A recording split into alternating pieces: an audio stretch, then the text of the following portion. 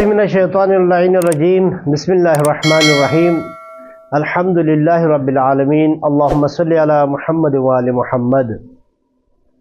ناظرین، ہمارا موضوع روزہ ہے۔ آج کے اس ویڈیو میں ہم جانیں گے سحری اور افطار کے کچھ مسائل۔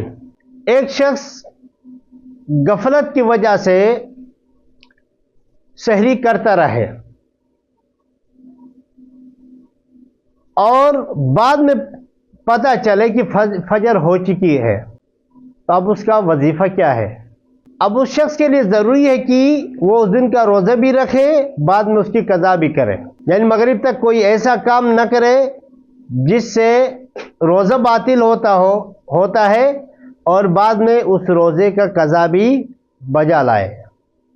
ایک شخص سحری کر رہا تھا، اذان فجر ہو گئی۔ اس کی وجہ یہ تھی کہ اس کا گاڑی 5 منٹ پیچھے تھی۔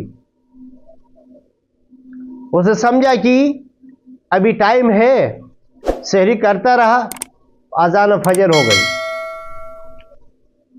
تو اس کا یہ کہ اس دن کا روزہ بھی رکھے گا اور بعد میں اس کی قضا بھی بجا لائے گا۔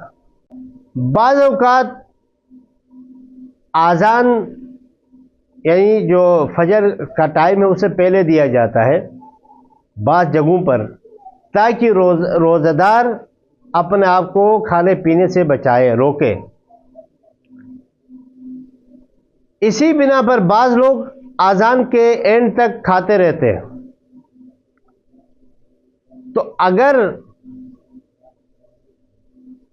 یہ فجر داخل ہونے سے پہلے ہے، یعنی اذان ختم ہو جائے، فجر داخل ہونے سے پہلے اذان ختم ہو جائے، تب تک وہ کھاتے رہے تو ان کا روزہ صحیح ہے۔ اگر وہ فجر داخل ہو چکی تھی پھر بھی کھاتے رہے ہیں تو پھر ان کا روزہ باطل ہے، تو اس دن کا روزہ بھی رکھیں گے، بعد میں روزے کی قضا بھی بجا لائیں گے۔ کیونکہ پاکستان میں ہم رہتے ہیں کہ پاکستان کے اندر اہل سنت برادران کی اکثریت ہے، تو جب ٹریولنگ کر رہے ہوتے ہیں، سفر کر رہے ہوتے ہیں، تو پھر وہ اپنے ٹائم کے مطابق کہیں پر گاڑی روکتے ہیں اور وہ افطار وغیرہ کرتے ہیں، یا کسی کے گھر میں جو ہے وہ غیر شیعہ کے گھر میں غیر شیعہ مہمان بن کر جائے، تو اس کا وظیفہ کیا ہے؟ کہتے ہیں کہ وہ اہل سنت کے اس ٹائم کے مطابق وہ افطار نہیں کر سکتا ہے۔ ہاں، اس کے لیے ایسا کوئی تکلیف کا باعث بنے جو ناقابل برداشت ہے، مثلا اس کا مال یا اس کی جان کے لیے ضرر کا باعث بنے، تو پھر وہاں مجبوری ہے۔ اس کے علاوہ وہ ان کے ٹائم پر افطار نہیں کر سکتا ہے، کیونکہ جو اہل سنت افطار کرتے ہیں وہ ٹائم اہل تشیع کے نزدیک وہ دن شمار ہوتا ہے، وہ رات شمار نہیں ہوتی۔ مثال کے طور پر مثلا انسان جاب کر رہا کسی ایسی جگہ پر یا ایسے ادارے میں جہاں پر اہل سنت کے ٹائم پر افطار دیا جاتا ہے، مثلا فوجی حضرات ہے،